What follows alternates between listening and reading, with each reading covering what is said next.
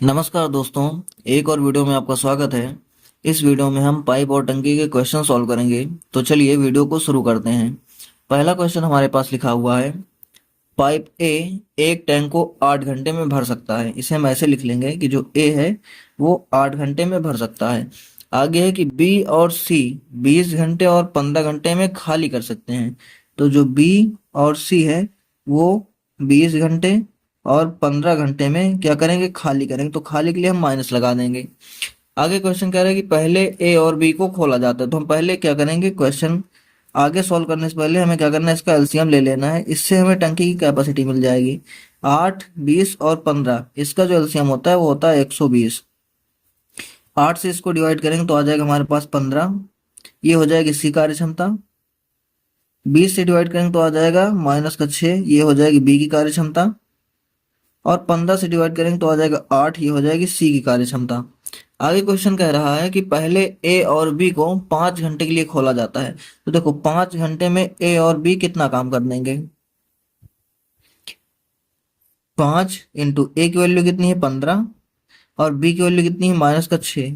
ठीक है, तो 15 में से हम 6 को माइनस करेंगे 9 आएगा, 9 बचे कितना हो जाएगा 45। इतना काम इन्होंने कर दिया।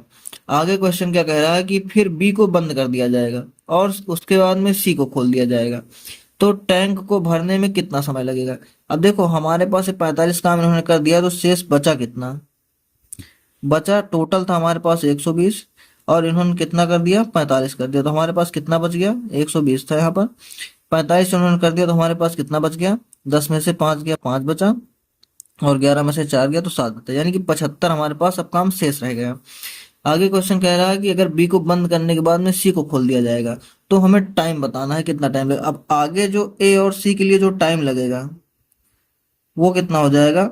हमारे पास काम कितना बचा है 75 और इन दोनों की कार्य क्षमता कितनी है ए और सी की, तो 15 और 8, 15 माइनस 8 कितना हो जाएगा 75 बटे 15 माइनस 8 कितना हो जाता है 7 हो जाता है। इसको हम अगर सॉल्व करें कितना हो जाएगा, 7 एकम 7, 0, 7 धाम 70 और 5 डिवाइड बाई 7, इतने घंटे इधर हो जाएगा।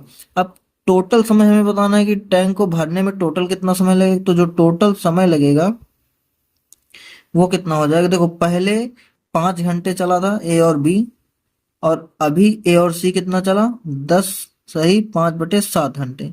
इन दोनों को हम ऐड कर लेंगे तो कितना हो जाएगा हमारे पास 10 5 15 सही 5/7। तो हमारा ऑप्शन बी राइट आंसर होगा। दूसरा क्वेश्चन देखते हैं।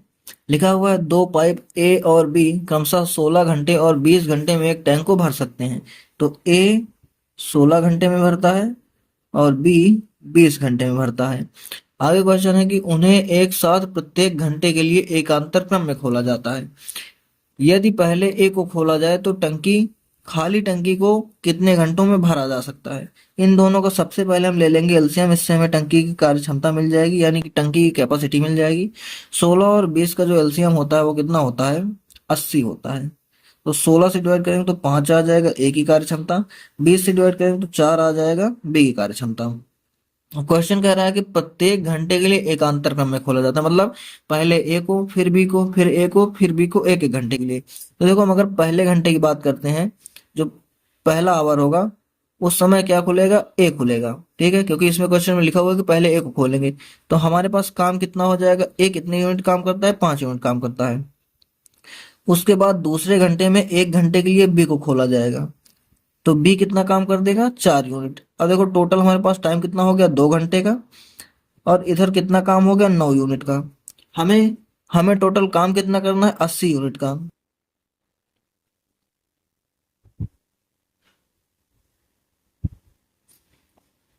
अब देखो हम क्या करेंगे,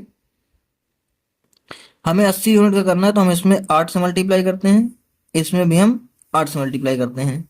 तो कितना हो जाएगा 9 8 72 यूनिट हो गया। और इधर 8 दूनी कितने घंटे लगे 16 घंटे। अब इसके बाद में क्या होगा कि एक बार जो है हम एक का काम एक से और काम करवा रहे हैं 1 घंटे ए से और काम करवाएंगे तो कितना हो जाएगा, ये 5 यूनिट काम और कर देगा तो कितना हो जाएगा 72 5 77 यूनिट। और इधर टाइम कितना हो जाएगा हमारे पास 17 घंटे। अब देखो 17 घंटे में 77 यूनिट हो रहा है, हमारे पास बच कितना रहा है 3 यूनिट बच रहा है और 3 यूनिट में काम किसको करना है, बी को करना है। तो देखो बी जो करता है वो क्या करता है कि बी 4 यूनिट करता है 1 घंटे में। 4 यूनिट करता है बी 1 घंटे में। तो 1 यूनिट कितनी देर में करेगा, 1/4 घंटे में। 3 यूनिट कितनी देर में करेगा, 3/4 घंटे में।